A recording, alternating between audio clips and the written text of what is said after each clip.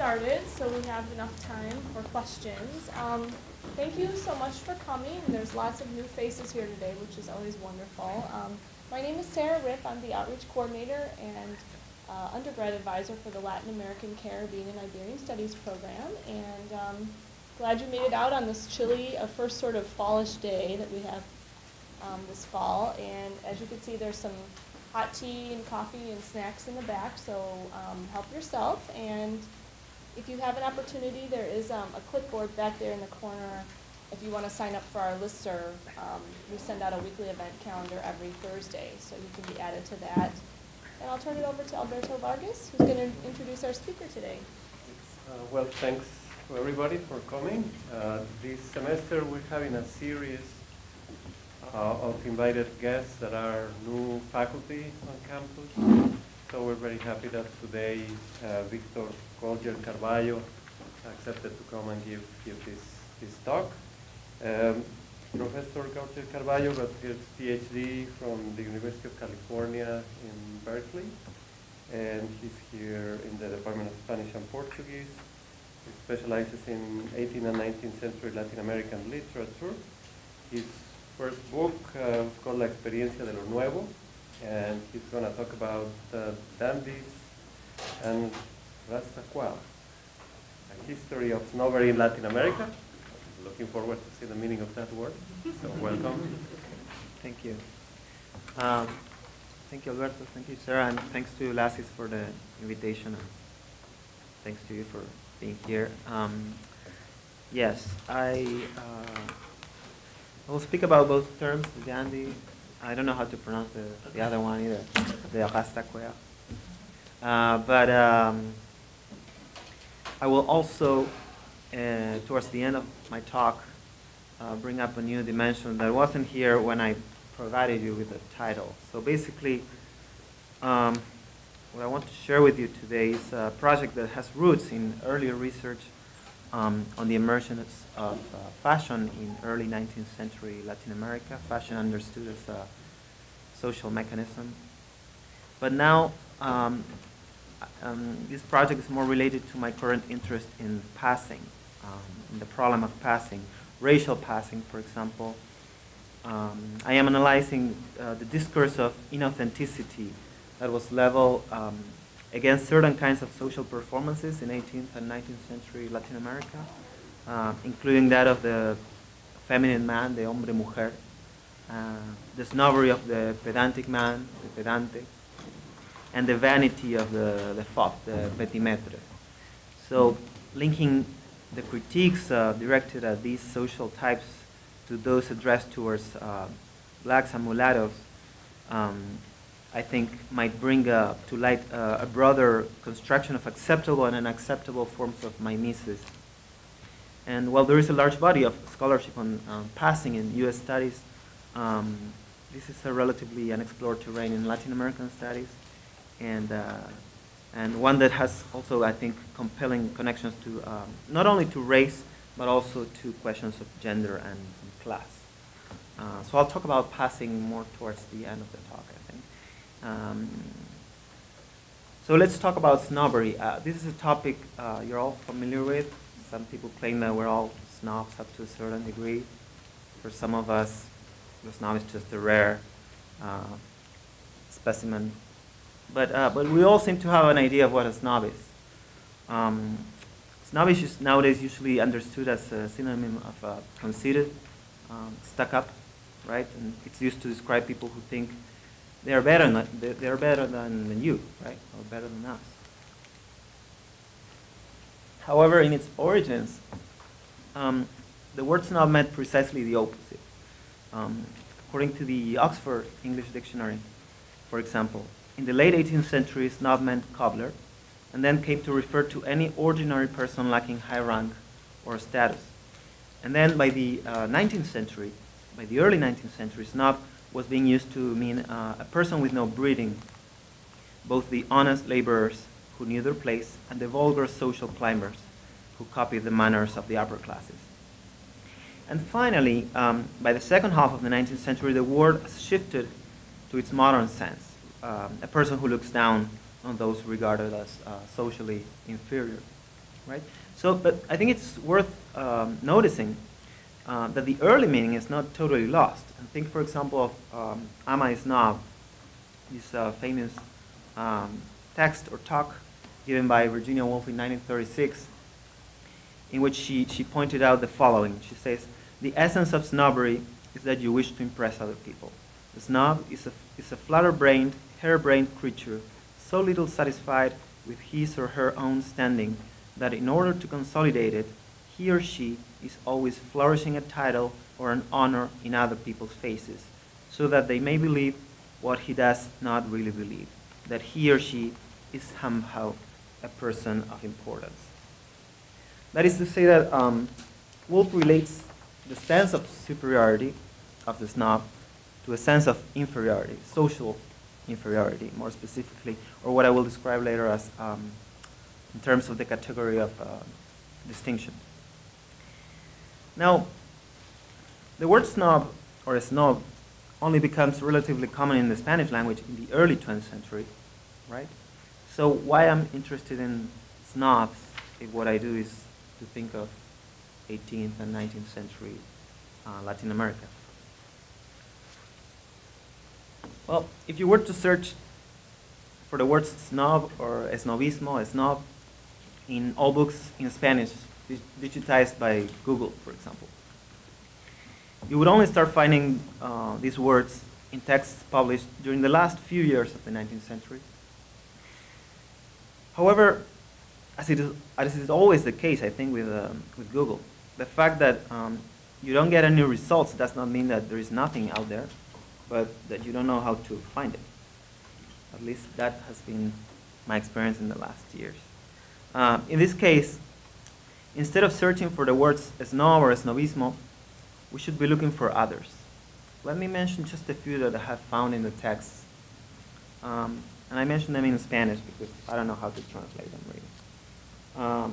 Among the nouns, lechuguino, coqueta, fashionable, petimetre, currutaco, león, modista, paquete, catrín, fachenda, faceto, patarato, paramaya, cascarita, ciútico, huachafo, or among the verbs and expressions, pintar pajaritos, habilitar de cáscara, alucinar, pasar, passing. Of course, each of these terms means something slightly different, and today I won't have time to refer to those differences, or to most of them. But let me just say that all of them can be approached critically through an inquiry into the nature of snobbery. What is more, the analysis of snobbery sheds light not only on these particular social types, but also, and this is really why I'm interested in the problem of snobbery, it sheds light on two of the most important debates in Latin American history, which are the debate on cultural importation, the relationship to Europe, for example, and the debate on democracy and social equality within Latin American nations. And if we have time, we can talk about this later. Okay. So today, I have two bad news for you. My PowerPoint is very sad, so I'm not going to use it. And I know people nowadays like PowerPoint. The other bad news is that snobbery, I think, is a very, very slippery concept. I think it's very difficult to pin down because it is always relational. So I don't have a definition of snobbery that I can give you now, so you can understand the rest of my talk. You just have to listen to the whole thing and see if it makes sense. I think snobbery is relational, for example, in a social hierarchical sense, right? If you look at the snob from a higher social class, you see the cobbler, the nouveau riche. If you don't, you see the aristocrat, the true gentleman. Let's take the case of José Fernández, the main character in The Sobremesa, a novel by the Colombian writer José Asunción Silva. This is a late 19th century novel. Fernández, the main character, right, whose position in the social world of Bogotá is privileged, is also a big lover of philosophy, art, and luxury.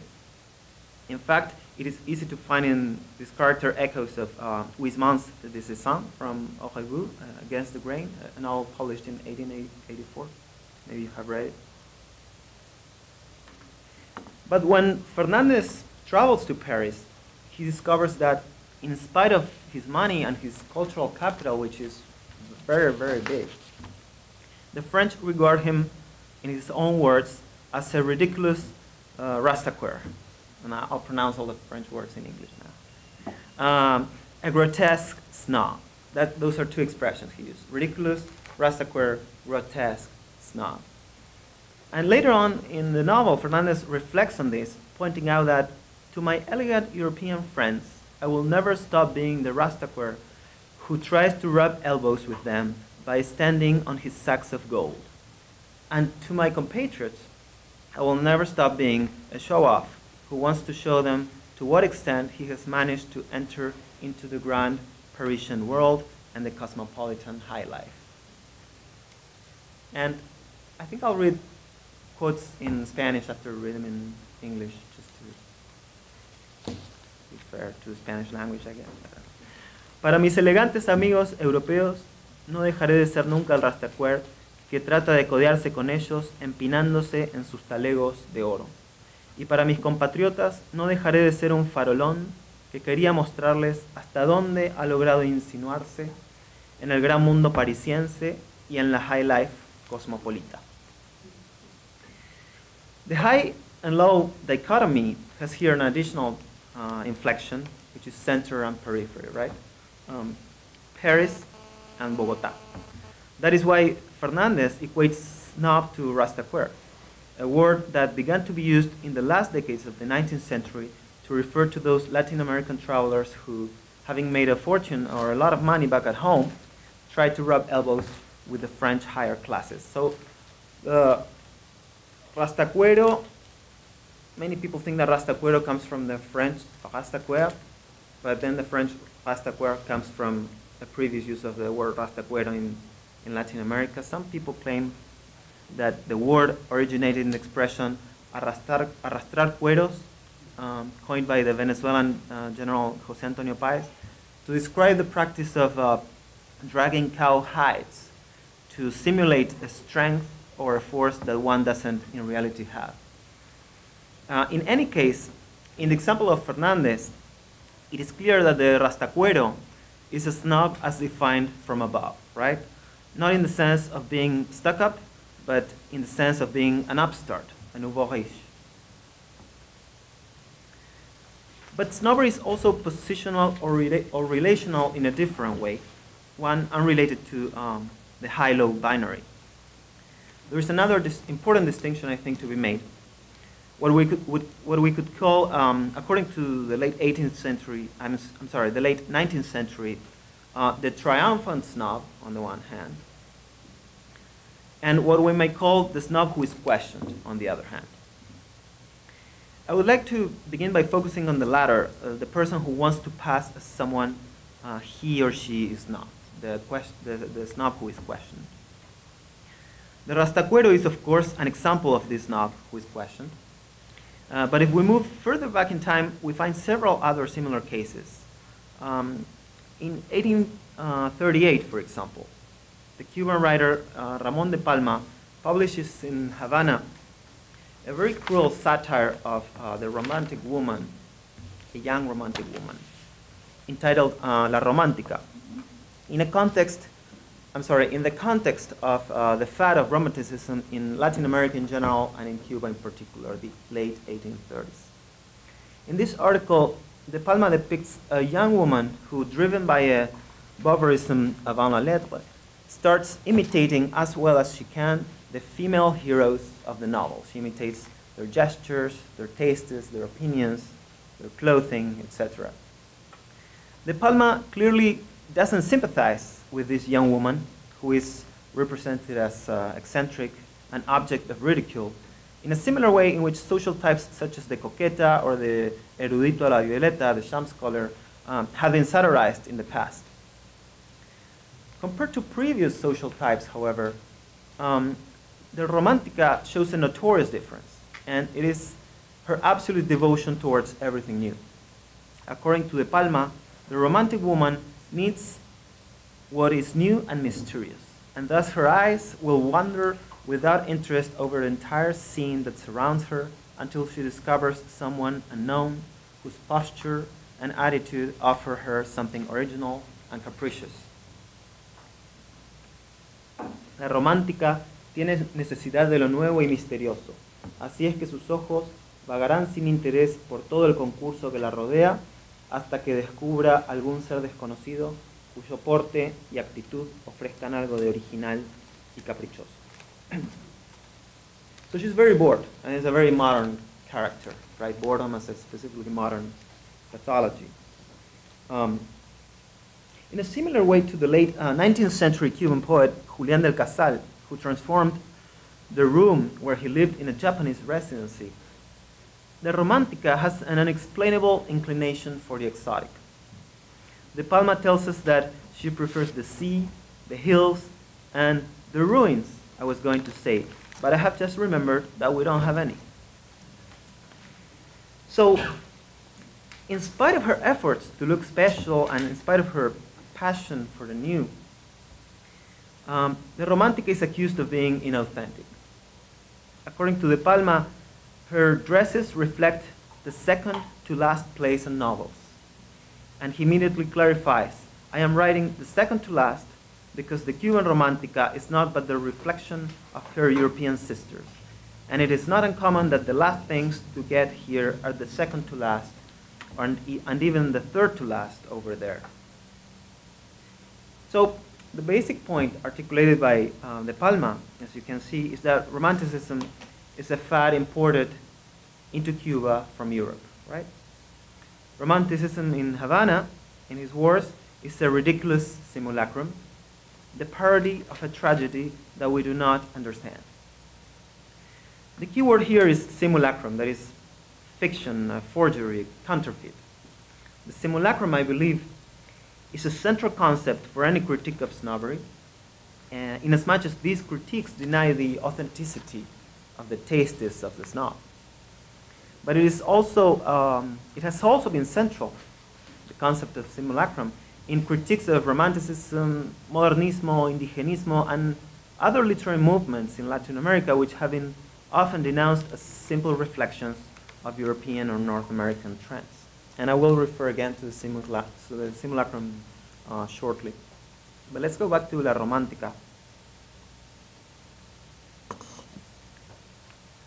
If La Romantica occupies one extreme in the arch that goes from inauthentic to authentic, as the 19th century continues, her odd behavior and her taste for the exotic start acquiring greater legitimacy. And this is the case with many phenomena that I study, like fashion, for example. First of all, you see it in periodicals, for example, as an object of ridicule. It's being denounced. Little by little, people start writing about it more seriously. And it acquires legitimacy, and it stops being just, something ridiculed or denounced. So the behavior of the Romantica is the same thing. Let's take the case of the most popular poet of Modernismo, right? We're moving to the late 19th century, Ruben Dario. Dario was, of course, criticized for being imitative, but he was also praised by many of his contemporaries, and praised in such a way that his imitative nature is rather seen as originality. In 1898, for example, the Guatemalan writer Enrique Gómez Carrillo writes the following, addressing Ruben Dario himself. You are, in effect, the perfect type of snob, in the Parisian style. In short, the triumphant snob. Everything new and everything rare finds in you an enthusiastic curiosity and an almost religious respect.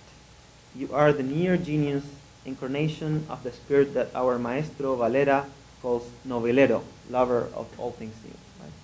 And which should be called cosmopolitan and dilettante. You want to know it all, see it all, experience it all, and express it all. Your intellect is a cinematograph that incessantly reflects the thousand faces of universal sensibility, wisdom, and thought.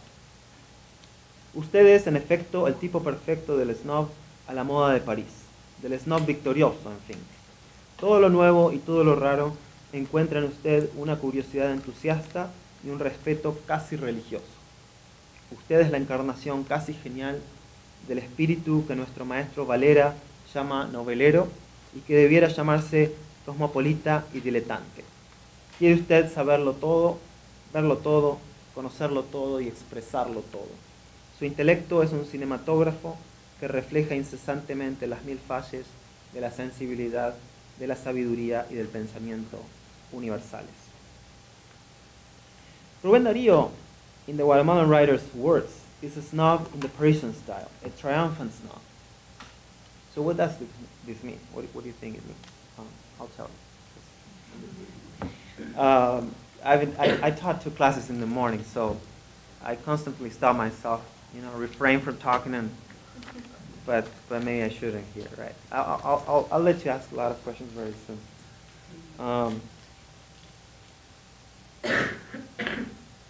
I think it means, first of all, that Ruben Dario is not a Nicaraguan snob.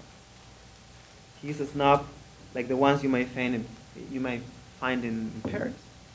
It also means, that's what Gómez Carrillo is saying, right? It also means that Dario is not someone who tries to pass as something that he's not. He's someone who, as a matter of fact, does such a convincing job that he becomes his performance. Or rather, there is no difference between identity and performance here. And once he triumphs, once that the Latin American writer is at the level of Paris and becomes one more of its artists, the pathetic snobbery of the Romantica disappears, replaced by a dignified snobbery, one that consists, according to Gómez Carrillo, in an absolute enthusiasm for the new, something that had contributed to the ridiculousness of the Romantica, but is now represented under a positive light. So we should emphasize that Gómez Carrillo characterizes Dario as a snob. There are wannabe snobs, social climbers, poseurs, and then there are people like Dario who, as triumphant snobs, seem to be beyond the accusation of inauthenticity. And the triumphant snob makes visible what we could call the noble or the dignified dimension of snobbery. The snob is, in its most common sense, the person who looks down on those regarded as socially inferior, someone who, for example, exhibits her cultural capital in order to demarcate her high standing in the social world or in the market. But a triumphant snob, such as Dario, makes also visible a dimension that is not reducible to this definition. A dimension not marked by social anxiety or any type of instrumentality. In Dario, according to Gómez Carrillo, and if you recall, this was also the case with José Fernández, we find a desire to know it all, see it all, experience it all, and express it all, and to express it all by imitating. In the romantic woman, we could also find this modern desire for something else, and this imitation of the rare and the new. But in her satire, the Romantica was clearly a poseur, a pathetic lady of Havana trying to pass as a French one. Ruben Dario is the Romantica reincarnated, with the big difference that in spite of his posing, his constant imitation of French poets, he's also praised by many as original.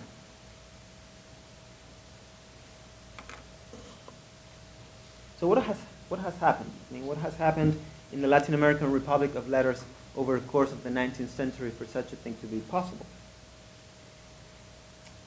Well, basically, I think there begins to be room for the dandy. And I don't want to make this too long, so let me just say that the dandy is a kind of modern hero who, by posing, achieves authenticity. The dandy is by definition one who cannot be censored for being imitative, derivative, or inauthentic, inasmuch as he's an anarchist who respects no rules and who is in constant transformation. Let me quickly remind you of Dario's proclamation, 1896, of his anarchic aesthetics. He says, estética acrática in prosas profanas, right? Anarchism is invoked many times by modernistas precisely because of their affinity with this other figure, which is the dandy. The moment when Ruben Dario can be celebrated as original in spite of his obvious imitations, the moment when his imitations are no longer perceived as pathetic attempts to pass as something he is not, to pass as a French poet, for example. This is the moment when the figure of the dandy becomes a viable metaphor with which to consider the relationship to Europe, displacing those of the rastaquouere and the romantica. Even though the danger of being perceived as a rastaquouere or worse, a romantic woman, are still there, the Latin American artist has now also the possibility of identifying as a dandy, a victorious snob. I mentioned earlier that the two debates I'm interested in are the debate on cultural importation and debate of democratization, and this is clearly related to the first one, right? Cultural importation, how do Latin Americans relate to Central nations, European nations, North American writers, etc., etc.